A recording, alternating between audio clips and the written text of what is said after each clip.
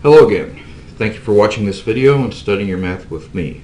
The topic is order relationships on the real number line and the order of operations when you're doing calculations.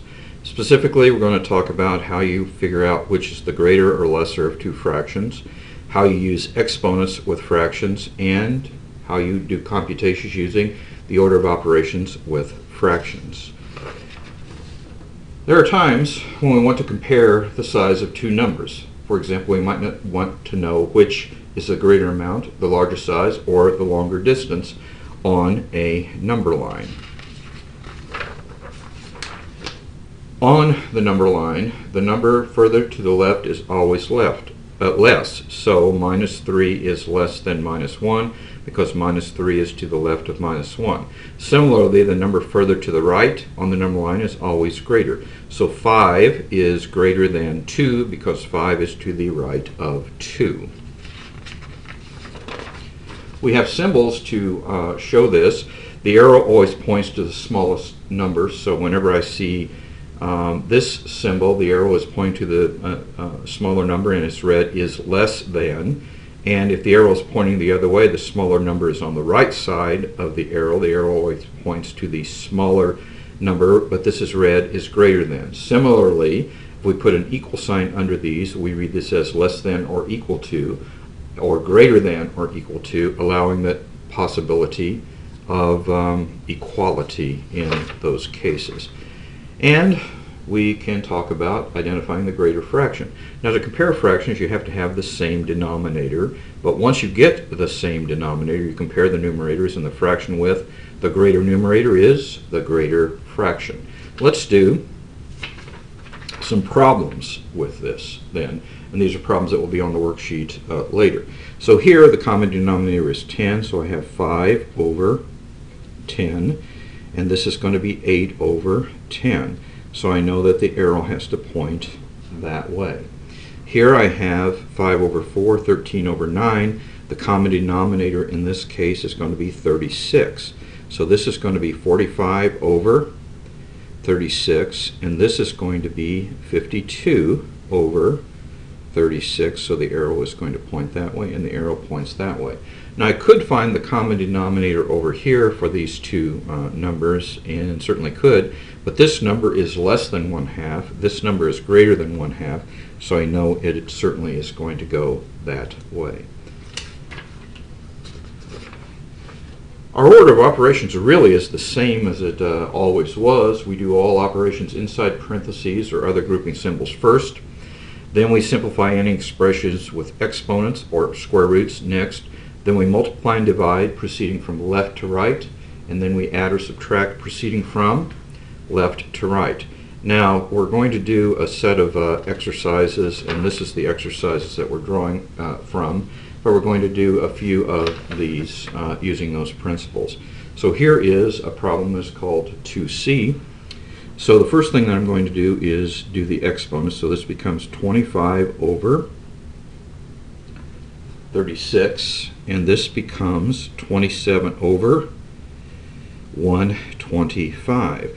So I am multiplying now, and 9 goes into that 3 times, 9 goes into that 4 times, 25 goes into that 1 time, 25 goes into that 5 times. So the answer to this problem is 3 over 20. Let's do another one. This is 2f. And in this one, I do what is inside the parentheses first. So I need to subtract. This is going to be 10 over 12 minus 7 over 12, which is going to be 3 over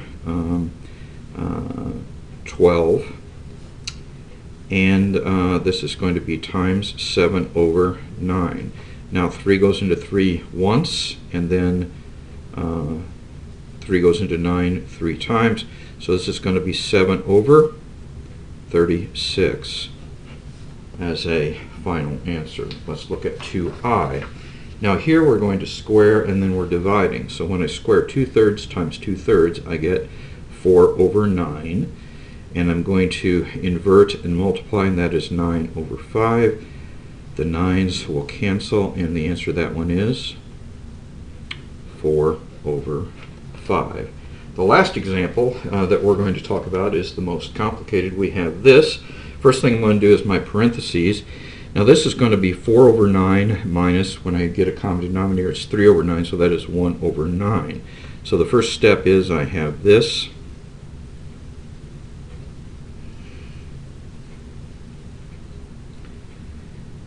Next I do exponents, so I'm going to square that, so this is 1 over 3 times, that is 25 over 16, this is minus 1 over 9, and this is divided by 4 over 3. Now what I do is multiplication is divisions from left to right as I run across them. So here I'm going to have, multiply across the top and across the bottom, I'm going to have 25 over 48 minus, I don't do the subtraction yet because I have to do this division. Now the division I invert and multiply, and I'm going to have, let's see, so it is 1 over 9 times that. So when I do this calculation, I'm going to have 25 over 48 minus, and this is 3 over 36, but 3 over 36 is the same thing as 1 over 12. And so when I get a common denominator here, this is going to be 48 will be my least common denominator, so it's going to be 21 over 48, but that is not in lowest terms because there's a 3 in top and bottom, so 3 goes into the top 7 times, 3 goes into the bottom 16 times, and that is my answer in lowest terms. Now, as always, there's a work zone, and the work is ahead. You should pause, try to do the problems that I didn't do, redo the problems that I did, and do some work before you forward the video. So this is the work area, and these are the problems that you're working on. So pause the video, and I'll be back in a bit. Okay, I'm back in a bit. Here are some answers. You can pause the video and check your answers, see if you did them all well. I hope you did. And for now, I am signing off. Please remember, time is precious. Each day must count. Do the math. It will make you strong. And take care. See you in class.